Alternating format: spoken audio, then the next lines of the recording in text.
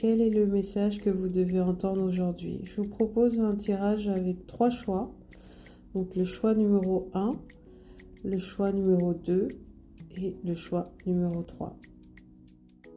Pour ceux qui ont fait le choix numéro 1, donc vous avez choisi le cavalier de pentacle et le 5 de coupe. Alors ce tirage, il montre que vous, en ce moment, vous êtes très investi. Donc soit c'est dans une activité, c'est un projet ou alors c'est un travail. Dans tous les cas, ça vous demande beaucoup de temps et surtout beaucoup d'énergie au quotidien. Donc là, c'est très possible qu'au départ, vous soyez un petit peu déçu des résultats. Donc vous allez constater que les choses ne se passent pas vraiment comme prévu. Vous pouvez même ressentir une impression comme si vous perdiez du temps, de l'argent. Mais en fait, ce sentiment-là de tristesse, de découragement ou même de perte, il fait malheureusement partie du processus. Donc là, ce qu'il faut faire, c'est surtout ne pas lâcher. Il faut que vous continuez encore, que vous persévérez. En fait, votre projet nécessite de la patience et surtout de la discipline.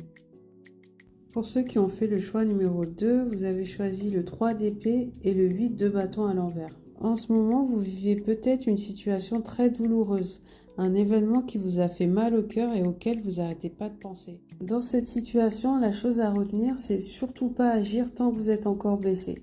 Donc évitez toutes les réactions impulsives, type appel à chaud, mail impulsif ou déverser tout ce que vous avez sur le cœur. C'est précisément ce qu'il faut éviter. Là, le meilleur comportement à adopter, c'est de prendre le temps de digérer tout ce qui s'est passé et ensuite communiquer sainement.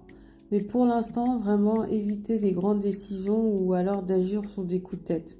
Donc laissez-vous le temps de guérir avant de vous exprimer pleinement.